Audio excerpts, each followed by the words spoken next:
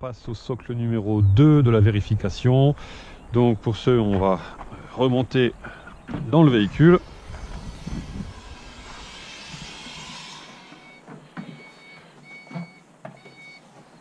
C'est mon poste de conduite. On en profite pour éteindre les feux de croisement ainsi que les feux de détresse.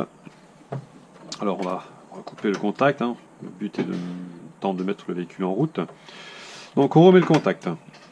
On annonce que tous les voyants fonctionnent au tableau de bord. Mise en route véhicule. Et nous n'avons plus qu'à énoncer donc les différents voyants encore allumés. Alors nous avons aussi au tableau de bord par exemple le voyant du chronotachygraphe, message de service, donc frein de porte actionné, frein de parc actionné également, pas d'anomalie de fonctionnement. On peut laisser tourner le moteur. On en profite donc pour s'installer, réglage du siège.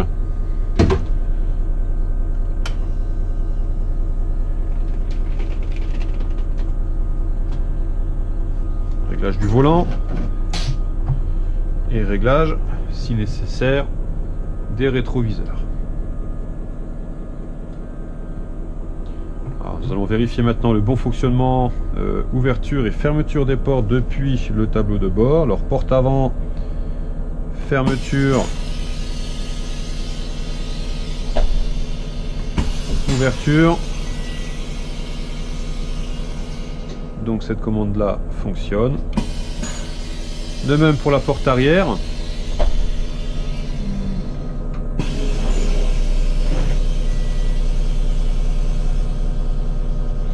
Donc les portes s'ouvrent bien. Se referment également, porte bien plaquée. Les voyants sur les commandes sont éteints. Bon fonctionnement.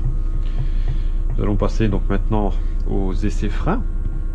Alors pour ceux sur le tableau de bord, on fait défiler les informations avec cette commande sur le volant afin de pouvoir donc percevoir le manomètre de pression d'air. Donc la pression là est suffisante à annoncer. Efficacité du frein de parc à tester. On enclenche une vitesse. Pour ceux, pensez à bien freiner, c'est du mode automatique. On accélère. Le frein de parc me retient, frein de parc efficace. On peut enlever la vitesse. Alors on va enlever le frein de parc tout simplement et vérifier l'évolution de la pression au tableau de bord.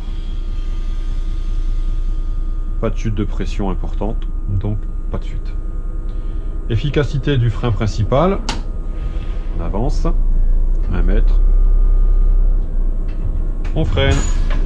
Le véhicule s'immobilise. Frein efficace. On maintient le pied sur la pédale de frein.